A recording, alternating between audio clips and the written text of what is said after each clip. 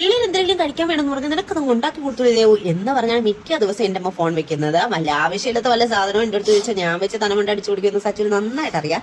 അതുകൊണ്ട് തന്നെ സച്ചിൻ ഇന്നലെ രാവിലെ എൻ്റെ അടുത്ത് പറഞ്ഞ് അമ്മ എനിക്ക് നാളത്തേക്ക് നല്ല കടലക്കറിയും അതേപോലെ പുട്ടും ഉണ്ടാക്കി തരുമെന്ന്. പിന്നെ ഞാൻ ഒന്നും ചിന്തിച്ചില്ല.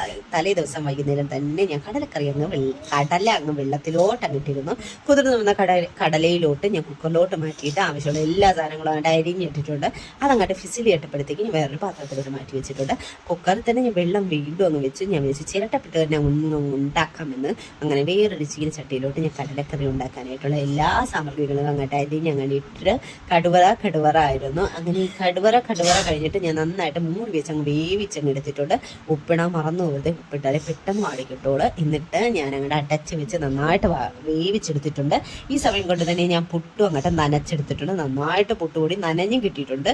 വേഗം തന്നെ ചിരട്ടപ്പുട്ടിൻ്റെ ആ ഒരു ചില്ലിട്ട് അതിലോട്ട് നമ്മുടെ തേങ്ങ ഇട്ട് പുട്ടുപൊടിയും ഇട്ട് അങ്ങ് കുക്കറി വെച്ച് നന്നായിട്ട് വേവിച്ചെടുക്കാനായിട്ട് അങ്ങ് വെച്ചിട്ടുണ്ട്. ആ സമയം കൊണ്ട് തന്നെ നമ്മളെ കടലക്കറിക്കുള്ള നമ്മുടെ സവാള നന്നായിട്ട് വാടി വന്നിട്ടുണ്ട്.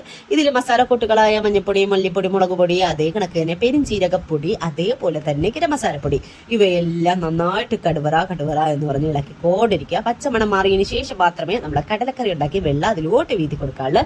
അതിൽ ഉപ്പുണ്ടോ എന്ന് നോക്കിയതിന് ശേഷം നമ്മൾ കുറച്ച് കടല അതിലോട്ട് വാരിയിട്ട് കൊടുക്കുക. ബാക്കി കടല നമുക്ക് നന്നായിട്ട് മിക്സിയിലിട്ട് അരച്ചങ്ങാട്ടെടുക്കുക. ഈ സമയം കൊണ്ട് തന്നെ എൻ്റെ പുട്ടിൻ്റെ ആവി വന്നിട്ടുണ്ട്. ഞാൻ അതങ്ങാട്ട് പാത്രത്തിലോട്ട് മാറ്റിയിട്ട് നെക്സ്റ്റ് പുട്ടങ്ങാട്ട് വെച്ചിട്ടുണ്ടേ. അതുപോലെ തന്നെ എൻ്റെ കടല അങ്ങാട്ട് അരച്ചതും അങ്ങ് ചേർത്ത് കൊടുത്ത് മല്ലിയിലയും തക്കാളിയും അരിഞ്ഞിട്ടിട്ടുണ്ട്. ഇനി ഒരു തിളയും കൂടെ അങ്ങോട്ട് തിളച്ച് കിട്ടിയാൽ നമ്മുടെ കടലക്കറി ഇതാ തയ്യാറായിട്ടുണ്ട്. ഞാൻ ഈ പാതി പുട്ട് മാത്രമേ സച്ചോവയ്ക്ക് എടുക്കുന്നുള്ളൂ, കാരണം അവ അത്രേ കഴിക്കാറുള്ളൂ. എന്നിട്ട് ഞാൻ വേഗം കടലയും അങ്ങോട്ട് ഒഴിച്ചു കൊടുത്തു. അടിപൊളിയായിരുന്നു, കത്ത ടേസ്റ്റ് ആയിരുന്നു. അപ്പം അത്രയേ ഉള്ളൂ. ടാറ്റ.